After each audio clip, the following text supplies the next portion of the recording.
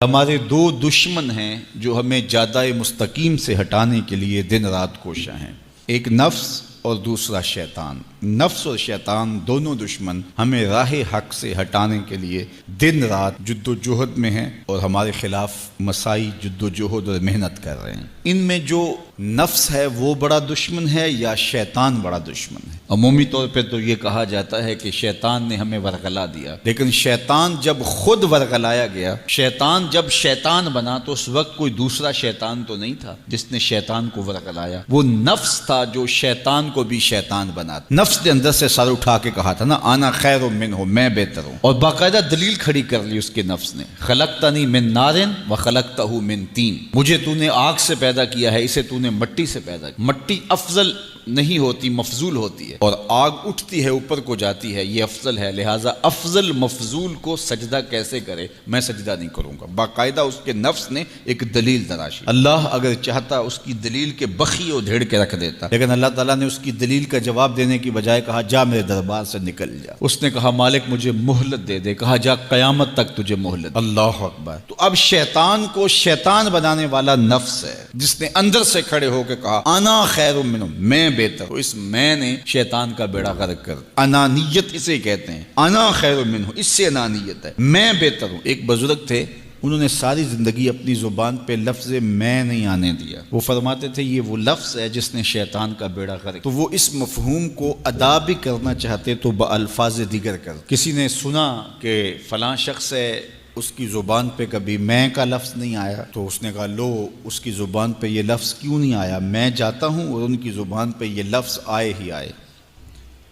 ہر شخص کی اپنی ترجیحات ہوتی ہے، ایک مہم پہ نکلا کہ ان کی زبان پہ لفظ میں لے کر آنا۔ گیا، حضرت بیٹھے تھے، حضرت ایک مسئلہ پوچھنے آیا ہوں۔ بیٹا پوچھئے۔ کہا شیطان کو کس چیز نے برباد کیا تھا؟ حضرت اب تو بولیں گے نا کہ میں نے اس کا بیڑا غرق کیا تھا، تو کہوں گا جیسے بھی زبان پہ لفظ تو آئی گیا، اور شیخ بھی بڑے سمجھدار تھے، سمجھ گئے اس کی نیت کے کھوٹ کو کہ یہ کیوں آیا ہے اور یہ مسئلہ کیوں پوچھ رہا۔ ہر مسئلہ تفہیم کے لیے نہیں پوچھا جاتا، اس کے مقاصد اور بھی ہوتے ہیں، اور اہل اللہ کو اللہ نے وہ بصیرت دی ہوتی ہے جو سائل کے انداز سے سمجھتے ہیں کہ اس کے مقاصد۔ تو کہا حضرت پوچھنے آیا ہوں کہ شیطان کو کس چیز نے برباد کیا؟ حضرت فرمانے لگے نماز کا ٹائم ہو گیا، ابھی جماعت کھڑی ہونے والی ہے، نماز کے بعد اس پہ بات کر۔ خیر نماز ہوئی، سلام پھرا تو حضرت خود فرمانے لگے کسی نے پوچھا تھا کہ شیطان کو کس چیز نے برباد کیا؟ جواب دینا چاہ رہا ہوں کس نے پوچھا تھا؟ جھٹ کھڑا ہو گیا میں نے۔ کہا بس اسی نے اس کا بیڑا غرق کر دیا۔ تو انانیت میں جو ہے یہ شیطان کو شیطان بنانے والی، نفس جس نے اندر سے سر اٹھایا اور کہا انا خیر منہ، میں بہتر ہوں، تو یہ شیطان کو شیطان بنانے والا نفس ہے۔ تو نفس شیطان سے بھی بڑا دشمن۔ اب ہمارے ساتھ دو بڑے دشمن لگے ہوئے، ایک شیطان اور دوسرا نفس، اور دونوں ہمارے باطن کو اجاڑنے کے لیے، ہمارے من کو بے چراغ کرنے کے لیے، ہمارے اندر کی روشنیاں بجھانے کے لیے دن رات کوشاں۔ ایک تنہا ناتواں اکیلی جاں، دو دشمنوں کے نرغے میں، اور دونوں دشمن بڑے تگڑے اور بہت طاقتور، اور ہر وقت ہمارے اوپر حملہ آور۔ الشیطان جاسم علی قلب ابن آدم فاذا ذکر اللہ خنس واذا غفل وسوس۔ حضرت نبی رحمت صلی اللہ علیہ وآلہ وسلم نے ارشاد فرمایا شیطان اولاد آدم کے دل پہ قبضہ جماتا ہے، اور جب بندہ غافل ہوتا ہے تو یہ وسوسے ڈالتا ہے، اور جب بندہ اللہ کا ذکر کرتا ہے تو یہ بھاگ جاتا ہے۔ تو شیطان وسوسہ اندازی کرتا ہے، باطن کو اجاڑتا ہے، من کو لوٹتا ہے۔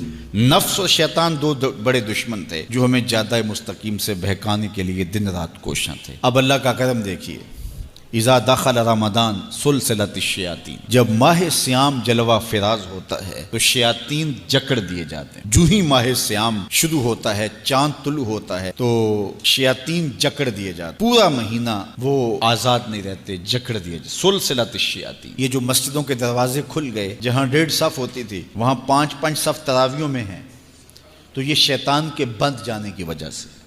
لیکن مہنگائی کا طوفان ہے، بد نگاہی ہے، بد تہذیبی ہے، جھوٹ ہے، دیگر امور بد بھی جاری ہیں، یہ نفس کے موجود ہونے کی۔ نیکی کا ماحول پیدا ہوا یہ شیطان کے بند جانے کی وجہ، لیکن ہماری برائیاں بدستور موجود ہیں یہ نفس کے موجود ہونے کی وجہ سے۔ اب ہمارے لیے آسانی یہ ہو گئی کہ دو دشمن تھے جن کا ہمارے سے مقابلہ تھا، ایک نفس اور دوسرا شیطان۔ ہمارے لیے یہ سہولت ہو گئی کہ ہمارا ایک دشمن باندھ دیا گیا۔ اب دشمن ایک ہے جس سے ہم نے ماہ سیام میں اور وہ دشمن کون سا ہے؟ نفس۔ اب نفس کا مقابلہ اتنا آسان بھی نہیں، یہ بہت ڈاڈا دشمن ہے، اندر کا دشمن ہے، گھر کا بھیدی ہے۔ باج فقیراں کسے نہیں ماریا، باہو ظالم چور اندر داہو۔ یہ بڑا سخت اور بڑا شدید قسم کا دشمن ہے۔ یہ اس کی چالیں بہت باریک، شیطان کی چالیں بھی بڑی باریک ہیں اور نفس کی چالیں اس سے بھی زیادہ باریک۔ اب کیسے مقابلہ کریں گے؟ شیطان بھی ہماری متاع عمل کو لوٹنا چاہتا ہے، حتیٰ کہ ہمارے ایمان کو برباد کرنے پر تلا ہوا ہے، اور نفس بھی چالیں چل رہا ہے، اور ہم اپنی زندگی لاؤبالی میں گزارتے چلے جا رہے ہیں۔ ہمیں پتہ ہی نہیں کہ ہم موت کے کتنا قریب ہو رہے ہیں، اور شیطان ہمارے اوپر، نفس ہمارے اوپر حملہ آور ہے، اور یہ چاہتے ہیں ٹھیک ہے یہ چلتا رہے، یہ رسمی زندگی گزارتا رہے، کوئی بات نہیں، اس کے اندر کو ہم لوٹ لیں، اور یہ دونوں دن رات لگے ہوئے۔ ماہ سیام آیا تو ہمارا ایک دشمن بند گیا، ہمیں تھوڑی سی سہولت مل گئی۔ اب ایک ہی دشمن باقی ہے جس سے مقابلہ کرنا باقی ہے، اور وہ ہے نفس۔ اب نفس سے مقابلہ کیسے ہوگا؟ تو کسی ایکسپرٹ سے پوچھیں کہ جناب نفس ہے، ہم کمزور ہیں، شیطان دشمن ہمارا بندہ ہوا ہے، 2 محاذ کھلے تھے تنہا جان کے لیے، ایک محاذ بند ہو گیا، اب ایک ہی محاذ ہے، مقابلہ کرنا ہے تو کیسے کرنا؟ اللہ اکبر۔ تو ہم اقبال کی بارگاہ میں عرض کیا کہ آپ بتائیے۔ وہ کہنے لگے میں آپ کو اپنے مرشد مولانا رومی کے پاس لے جاتا ہوں۔ رومی کے پاس اقبال لے کر کے گئے تو رومی نے کہا کہ میں آپ کو ایک اور شخص کا پتہ بتاتا ہوں، اور وہ اتنا کامل ہے اور اس شعبے میں اس قدر ایکسپرٹ ہے۔ اس نے کہا ہفت شہر عشق را اتار گشت، ما ہنوز اندر خمیں یک کوچام۔ عشق کے 7 شہر حضرت شیخ فرید الدین اتار گھوم چکے ہیں، اور ہم پہلے شہر کی پہلی گلی کے کونے میں کھڑے ہیں۔ یعنی اتنا بڑا شخص شیخ فرید الدین علیہ رحمہ، تو کہا وہ بتائیں گے تمہیں کہ نفس کا مقابلہ کیسے کرنا ہے۔ رومی کہتے ہیں کہ وہ میرے بھی استاد ہیں، رومی کہتے ہیں کہ وہ میرے بھی ہادی و مرشد ہیں۔